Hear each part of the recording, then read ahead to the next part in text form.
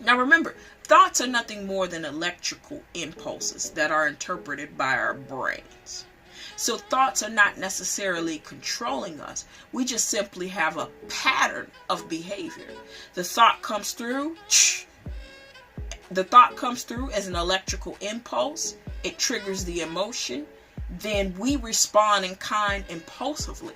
But remember, even though that process moved fairly quickly while the thought was the impulse, the emotion was triggered, and then we responded to it, we still have seconds in between where we can go ahead and veer off that thought before it triggers the emotion and before it causes us to have an impulse. We call this the 7-second rule.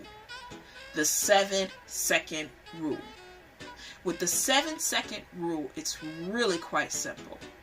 When you are practicing meditation and you are practicing mindfulness, when you breathe in and you breathe out, when you breathe in from your diaphragm and let the air fill up your belly and release, the only thing you can be focused on at that very moment is your breath. So that puts you in the now. Remember, the situation that you are upset with, even though it just happened, is in the past. We do not have to define time by 15, 20, or 30 minutes.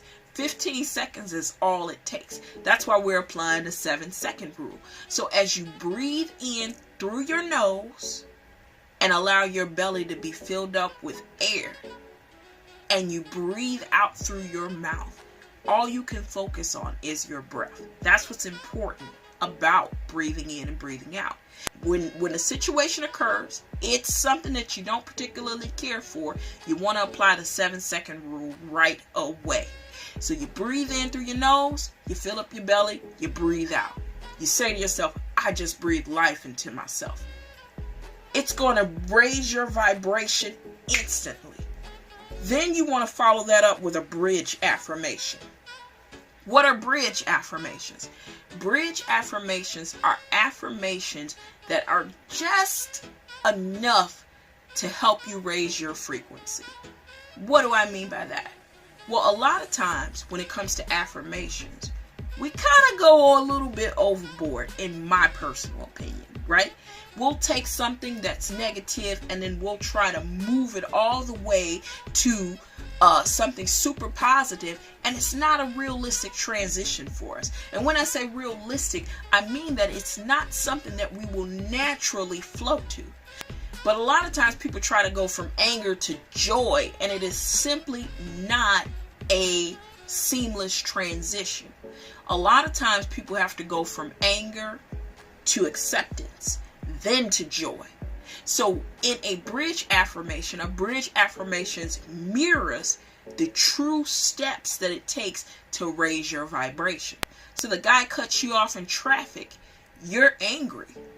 You immediately go ahead and apply the 7-second rule where you breathe in, breathe out. Then you recite to yourself, I just breathed life into myself. After which you perform a bridge affirmation. So you go from anger to acceptance. I accept that this guy just cut me off in traffic. However, I accept that I also have the power to choose my thoughts. And in choosing my thoughts, I choose to find something else to focus on. This is my favorite song on the radio. My kids got up this morning, and that without me having to wake them up, and that made me really happy.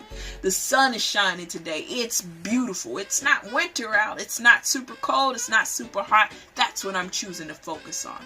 So now this puts you in the position to accept what just happened to you.